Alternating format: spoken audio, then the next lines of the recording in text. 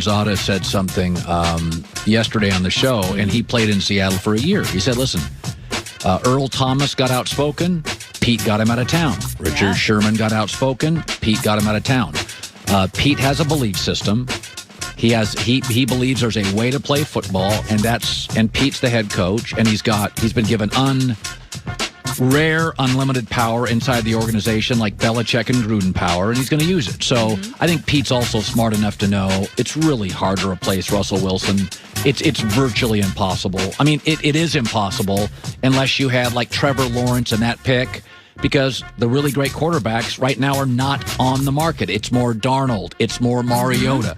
I do think Las Vegas, the Raiders, is the one place that Pete could engineer a trade and sleep on it. If he could give him Derek Carr and Darren Waller and maybe a first pick and say, okay, I've got a good quarterback, I've got a top tight end, and you gave me a couple picks, I think you could digest that for a couple years. And then the Raiders, I don't think that's great for Russell Wilson, by the way. I don't think that's a great place for him.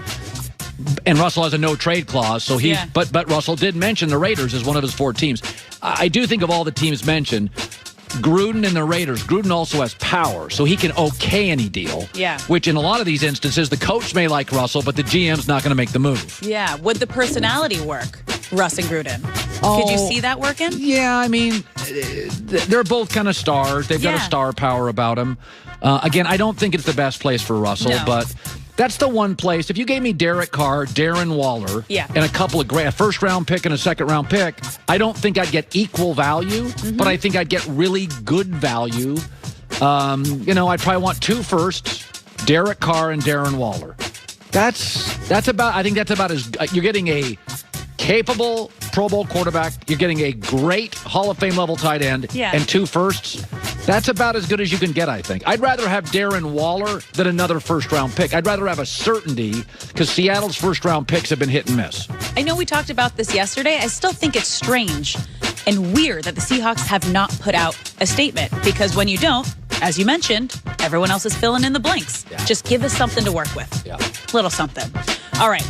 LaMelo Ball has been very impressive in his first NBA season. He's a front runner to win Rookie of the Year, averaging 15.8 points, 6 rebounds, and 6.3 assists per game. And Michael Jordan is happy with what he's seen. He said, I think Melo has adjusted to the NBA game better than any of us ever thought this early in his career. He has exceeded our expectations so far this season. I totally agree. I didn't think he would be this offensively stimulating. He's really a nice player. I love that he didn't go the normal route. He did not go the normal route at all. He played in the JBA League. He passed on college to go play overseas. His dad is extremely outspoken and was speaking extremely high of his son, as he always does. I'm a big fan of the Ball family, but he's backing it up. And I'm all for someone breaking the norm and doing something that fits you, that you think is going to make you the best player that you can be. And we've seen the Ball family come out and do that. LeVar has raised I was thinking about this. Children. He doesn't play much defense. Luka doesn't play much defense. Zion doesn't play much defense. Trey Young doesn't play much defense. Is that when kids used to have high school coaches that demanded they play defense, and then they went to college for 3 years, and Dean Smith demanded you play defense. Players were better early defensively in the NBA. Now, kids go to the AAU route. They stay in college a year. So they come into the NBA. There's a lot of bad defensive players in the NBA as the league has gotten younger. And this is not a knock on LaMelo Ball. But Zion can't play defense. Luka doesn't. LaMelo doesn't. Trey Young doesn't. The league's become worse defensively. Now, the athletes are better, but you don't have that high school coach barking at you for 3 and 4 years to play defense. You don't have that college coach barking at you to play defense. It's AAU basketball, 1 year of college, and you're out. The plane has landed, refueled, and is off to the NBA. And so I think what it's doing, it's gassing these offensive numbers a little bit, where, I mean, just everybody feels like they're scoring. These young players, first of all, the hand check's gone. The forearm in the back is gone. So the league's gotten more finesse over the last 7 or 8 years. And I just think it's an easier league for young guys to come in and score and not get pushed around like 10 years. Generationally, the game has changed. It has. Okay. Alex for the news. Well, that's the news. And thanks for stopping by. The Herd Lie News. I did think it was interesting. So LeBron and Kevin Durant picked the All-Star teams last night. Chris Broussard and I did it. They look, and Broussard's ended up looking like an Eastern Conference All-Star team, and mine ended up looking like a Western Conference All-Star team. But so what happened is Rudy Gobert and Donovan Mitchell were the last two guys to get picked, right? And so Utah, it felt like, man, LeBron and KD are crushing Utah, and LeBron joked about it. You guys got to understand, just like in video games growing up, we never played with Utah. Even as great as Karl Malone and John Stockton was, we would have never picked those guys in video games. Never. It's actually kind of funny.